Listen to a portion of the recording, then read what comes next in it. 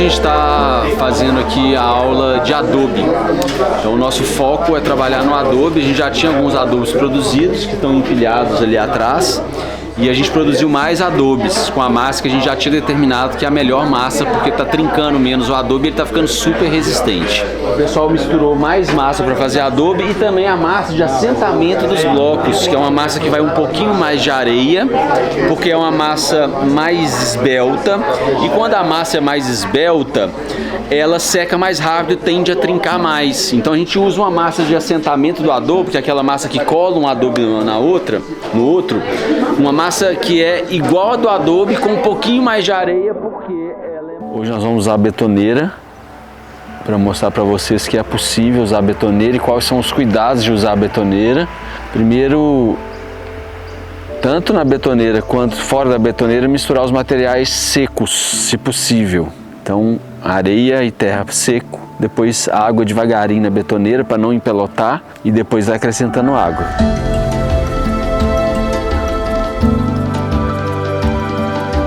Mas ele é uma coisa assim.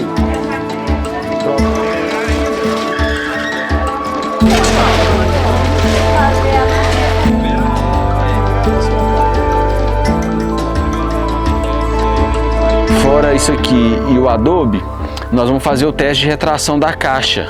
Aqui a gente vai usar o teor de umidade do que a gente vai fazer. Se é massa de reboco, é plástico. Se é massa de hiperadobe e taipa, é úmido. Se é Adobe e pau a pique, é plástico também. Então a gente vai seguir sempre o teor de umidade, fazer os 6 em variação, mas com o mesmo teor de umidade, senão não adianta nada. Então aqui nós vamos fazer agora o enchimento do teste da caixa de retração. E a gente fez aqui o código de cada mistura. Então aqui tem um de terra, um de areia e meio de palha, que é aquela mistura ali.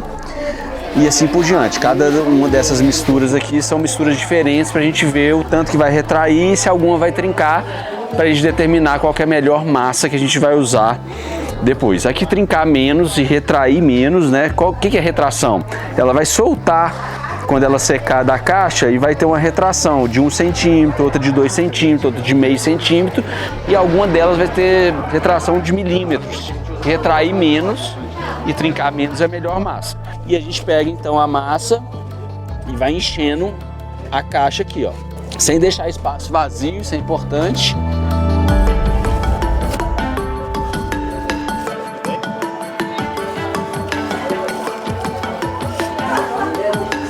Depois que encher tudo, nós vamos esperar secar, provavelmente uns 20 dias aí, e a gente vai ver então a retração, né, que é o descolamento da massa das laterais da caixa, principalmente no comprimento. A medida aí é específica, né?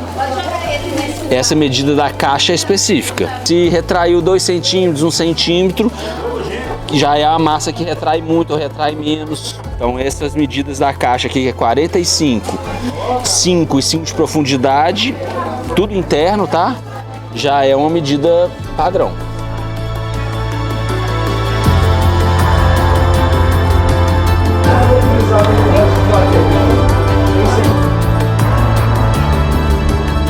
Bom, aqui nós temos um resultado do teste de retração que foi feito. Esse caixotinho aqui ele é um teste de retração. Então você vai ver que tem essa aqui, por exemplo, do canto, ela não retraiu praticamente nada, não tem nenhuma rachadura, ela praticamente não perdeu volume.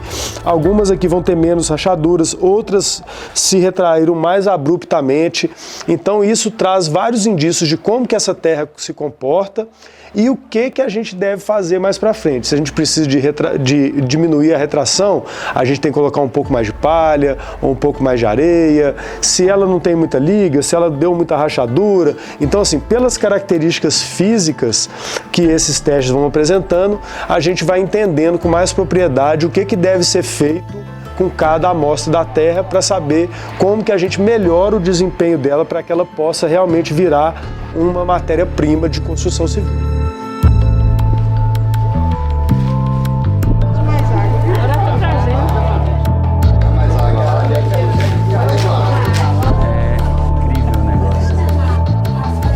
Bom, meu nome é Rodrigo Nascimento, eu moro aqui no Retiro do Chalé, sou psicólogo e sou engenheiro agrônomo. e tem pós-graduação em gestão ambiental e recursos hídricos. Eu fiz esse curso mesmo para acrescentar no meu conhecimento e eu acho que é um resgate cultural assim da nossa história, porque muitas coisas assim que a gente não tem ideia faz parte de uma tradição cultural de construção nossa e a gente está resgatando através desse curso, né?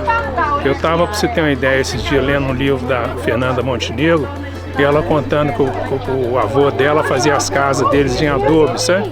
Lá no Rio de Janeiro, e é um negócio muito bacana, porque você fala assim, adobe, o que é isso? Pô? Mas é um negócio impressionante. Por exemplo, eu fui no Atacama agora recentemente e com esse curso eu pude conhecer muito das construções lá do Atacama, inclusive os telhados das igrejas e como eram feitas as coisas numa situação onde a construção está sujeita a temperaturas extremas.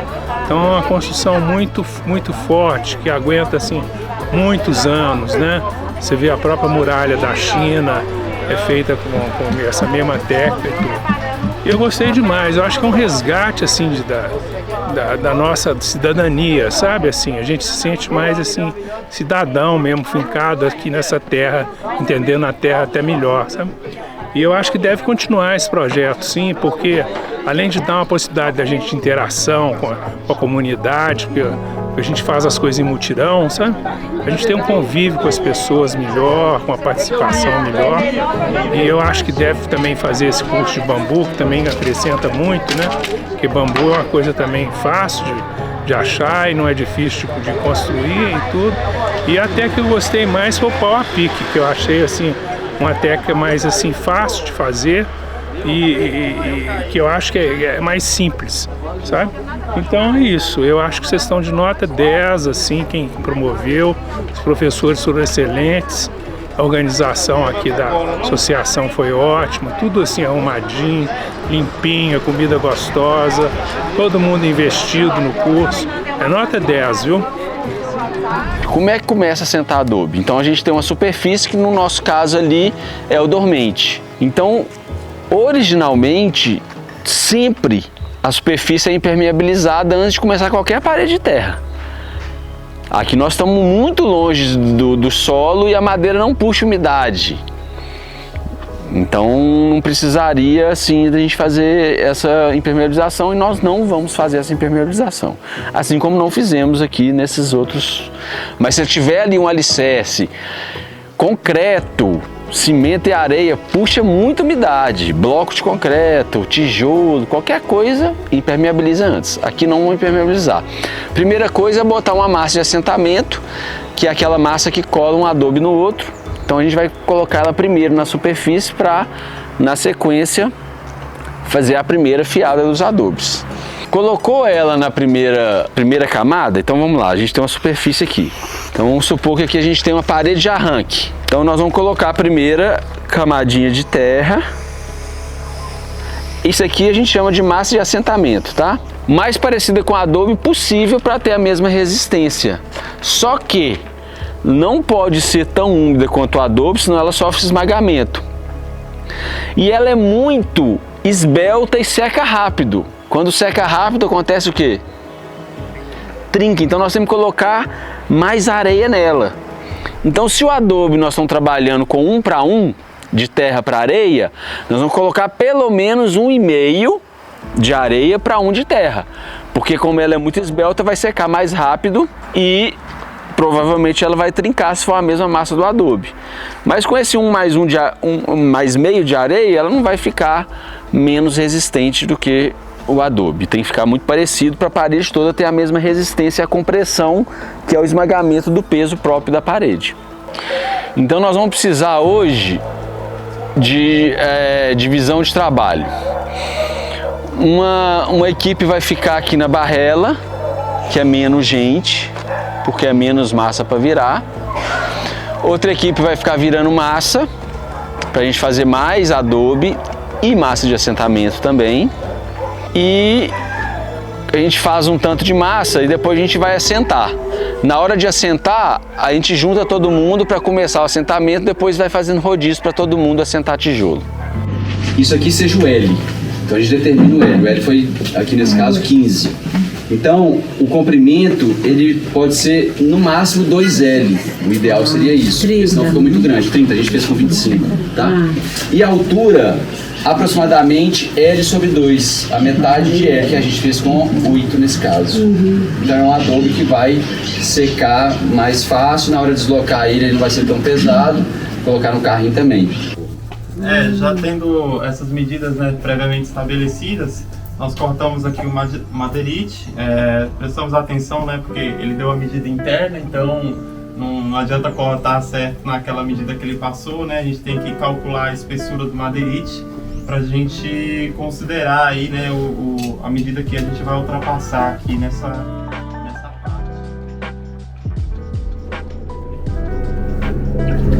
Madeirite, quanto pior qualidade, menos a forma vai durar, claro, porque nós temos que ficar molhando ela aqui, ó.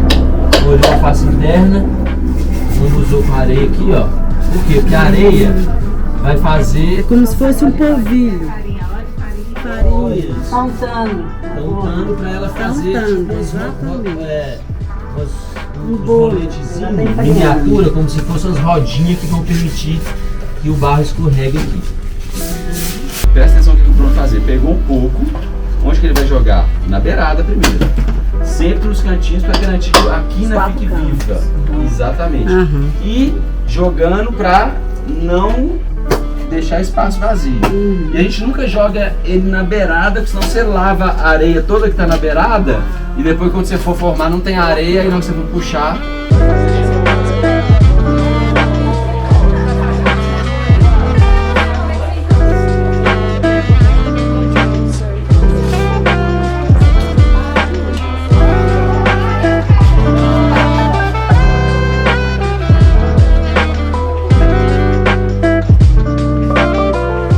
Começar a assentar os adobes aqui, a primeira coisa que a gente vai fazer é molhar a superfície.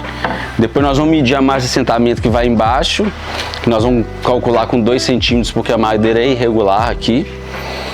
Coloca a margem de assentamento e o adobe tem 8 de altura. Então vamos medir 10 para colocar um preguinho aqui e um preguinho lá. E aí coloca o primeiro preguinho, para não ficar medindo lá de novo e dar erro.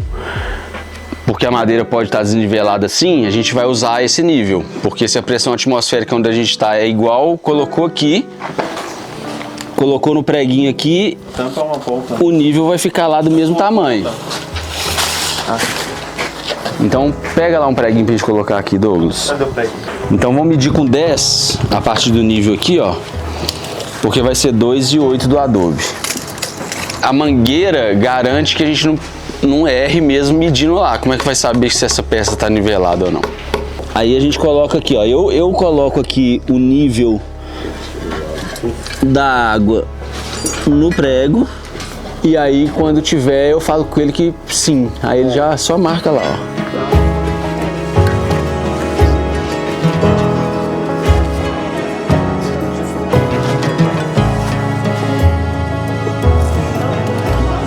O primeiro adobe foi colocado aqui, já com a margem de assentamento aqui, nivelado na face superior na linha, e assim a gente vai seguir na sequência. Bota a massa na lateral do adobe. Aí, ó, colocou a massa na lateral do adobe.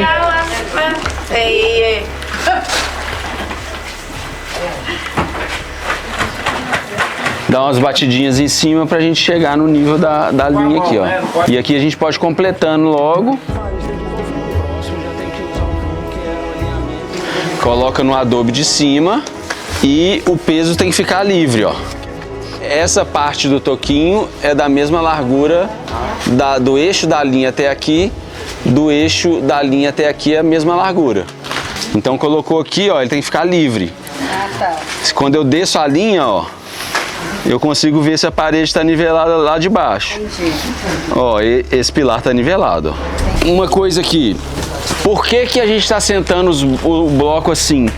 E por que a geometria do bloco é mais esbelta na altura do que a largura? Porque ele ser sentado assim é muito mais simples de você primeiro aprumar na vertical. É mais fácil de assentar assim, a parede fica mais estável na hora de construir a parede, de assentar a parede mesmo. Depois dele seco, não. Mas na hora de assentar, sim. E outra que quando a gente faz a forma assim, na hora de desenformar, você tem menos área de contato e atrito para puxar a forma e a forma sair mais fácil. Então por isso que a geometria do bloco é mais baixo na altura, mais largo e o comprimento 2 vezes a largura e a altura metade da largura. Podemos fazer aqui uma escadinha. Normalmente vocês devem passar por obras e ver que tem uma escadinha aqui nessa parte de cá. E na outra extremidade também. Para quê? Para você colocar já nessa escadinha o nível. Então você determina aqui o nível da parede inteira, começando a escadinha aqui na ponta da parede, na extremidade, na outra você consegue passar a linha direto e vai saber o nível daqui até lá já pronto. Tem 2 opções aqui na margem de assentamento, ó. Deixar ela mais para dentro um pouquinho, para ficar marcado em vez de ficar nivelado com a face do adobe. Quando você faz uma parede à vista que vai ficar no tempo, não é bom porque vai ficar um degrauzinho susceptível a acumular água nessa beiradinha. Mas aqui vai ficar interno. Então a gente pode ter essa opção de cavar um pouquinho essa margem de assentamento que fica mais bonito, porque fica destacando os adobes para fora. Se a gente jogar sua iluminação de cima para baixo, por exemplo, ia dar um tanto de sombra, fica lindo. Agora, isso numa parede que vai ficar pelo lado de fora é ruim porque acumula água nessas beiradinhas, então não é legal. Ô Bruno, a face...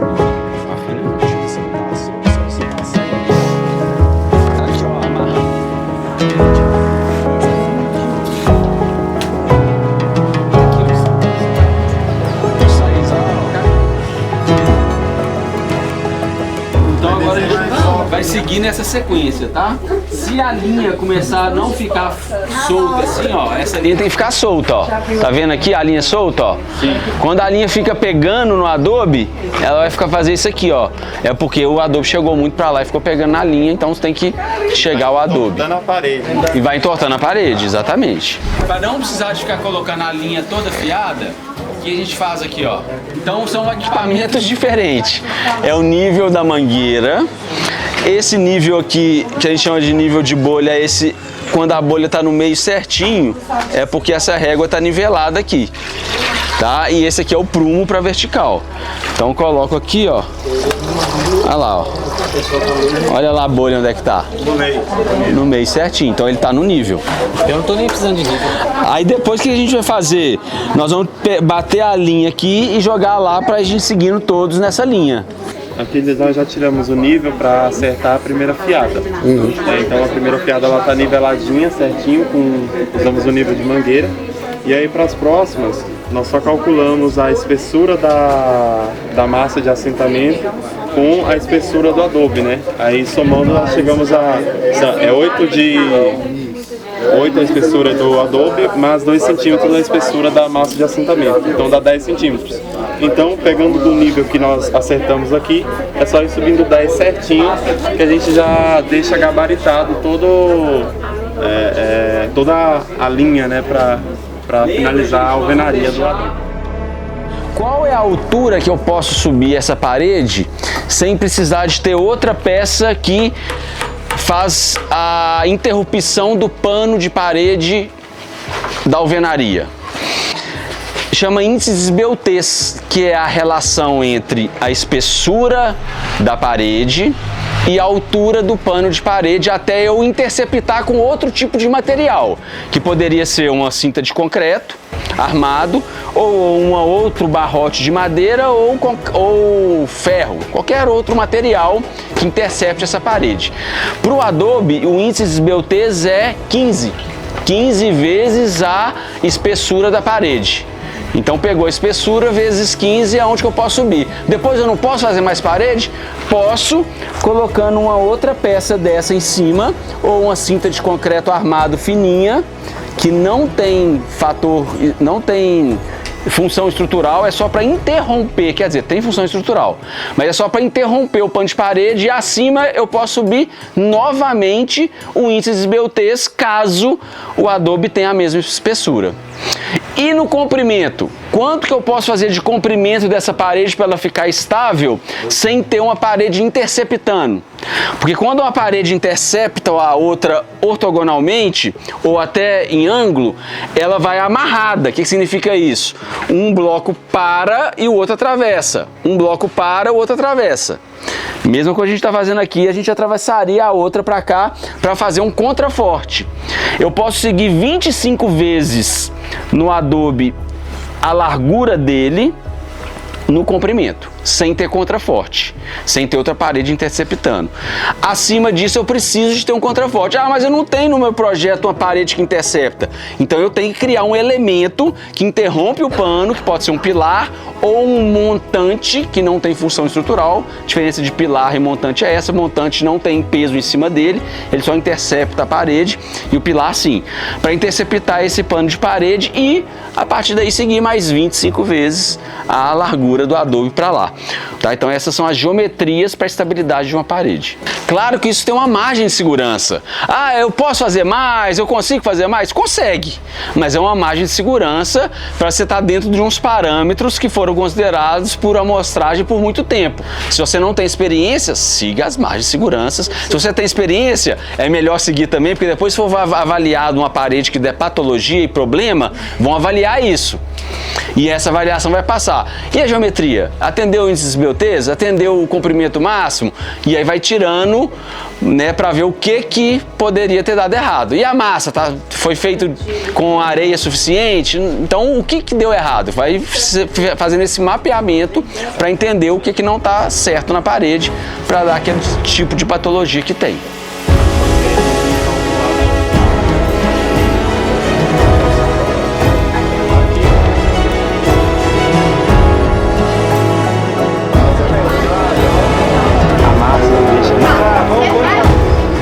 Aqui, ó, para fazer a massa de assentamento, a gente pode usar esse tipo de gabarito que economiza muita massa, porque você não vai perdendo massa colocando em excesso. Então vai colocando a massa dentro desse quadro aqui, que já é a espessura da nossa massa, que é 2 centímetros.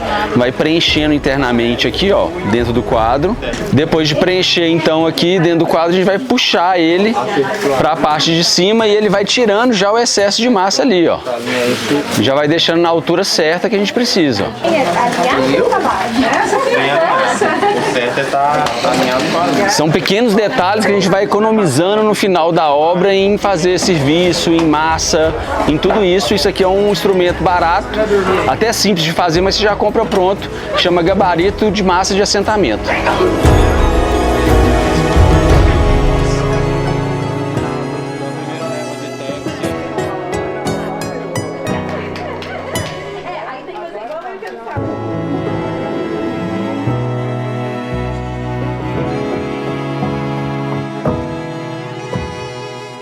Então, vamos agradecer nesse momento, nós terminamos hoje nossa